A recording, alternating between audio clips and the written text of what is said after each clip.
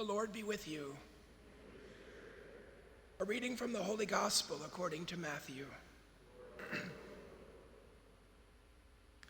Jesus said to his disciples, I tell you, unless your righteousness surpasses that of the scribes and Pharisees, you will not enter into the kingdom of heaven.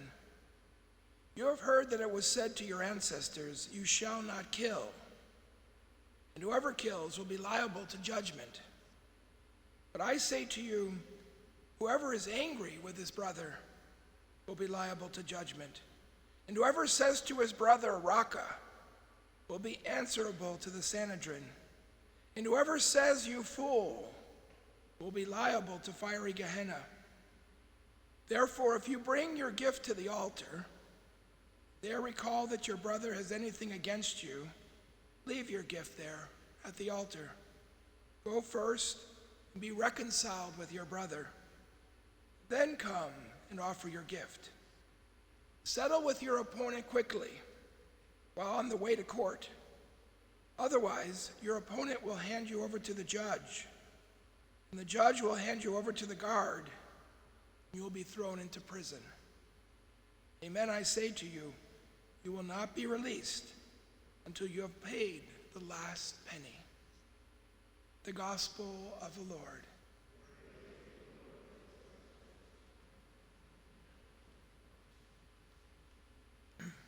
As Jesus went out into the desert for 40 days, there were a large number of Christians, especially in the 200s and the 300s, who went out into the desert in Egypt. They were called desert fathers. There were some women that went as well. They were called desert mothers.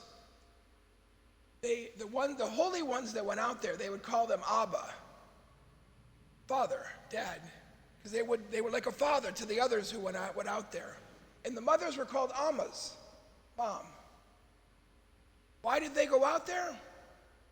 Because they wanted to purify themselves. They took, literally, the beatitude that said, blessed are the pure of heart, the single-hearted, for they shall see God. That's why they went out there. They wanted to see God.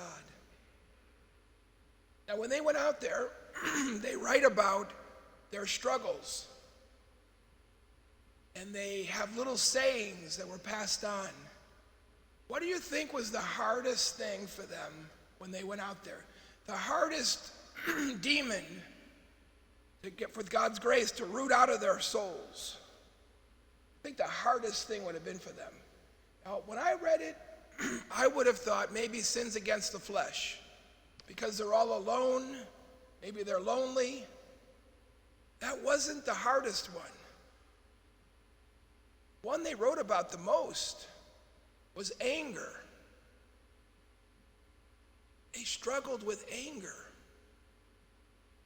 Now, when I first heard that, I thought, anger? They're living by themselves. Who are they getting mad at? But here's what used to happen. They would live on their own in a little, like, adobe house, little hut.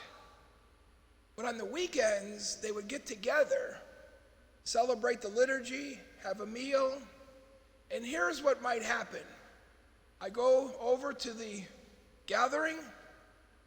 I'm talking about something with one of the brothers, and somebody goes like this. This would maybe happen to you or maybe to me. Oh, I know it's happened to me. If people will go, they just like with their lips, and they'll roll their head or their eyes. That's all that would happen. Now, I went back to my hut, and what do you think I thought about all week long? What? Who does he think he is? I mean, the anger would come. Sometimes, they have records of it, sometimes the homicidal levels.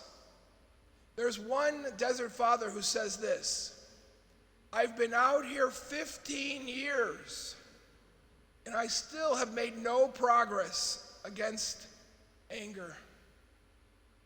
So they saw it, and Jesus talks about it today. Because when we have an anger, that's always there, it gets in the way of being able to receive God's love and to be able to be loving. Now, anger is a good thing. It's an emotion because it kind of points and says, something's not fair. It doesn't reason, though. The anger is there to remind me, I've got to think this through. Is this unjust that's happening or not? If I don't think it through, the anger just stays there. If I don't listen to the anger and do something about it. So how do we take this into our lives? Where it's an anxious time in our society. It's been that way for a long time. It's only been elevated more in the last year. How much anger is in my heart? Yours? Do I really pray about that anger? Do I listen to it? Is there something unjust? What can I do about that? Anger is not supposed to live there all the time. It's supposed to be there. Think about that. And then it's supposed to go down. If I'm living with it all the time, that's what Jesus is talking about. Because I'm stewing in it. And at some point, that stewing in it becomes a choice. Once I choose it, that's where the sin is. The immediate feeling of anger is it's amoral. Can't control it. But if I stay in it, I let it stay there. Now it's my choice. And the Lord's warning us against that.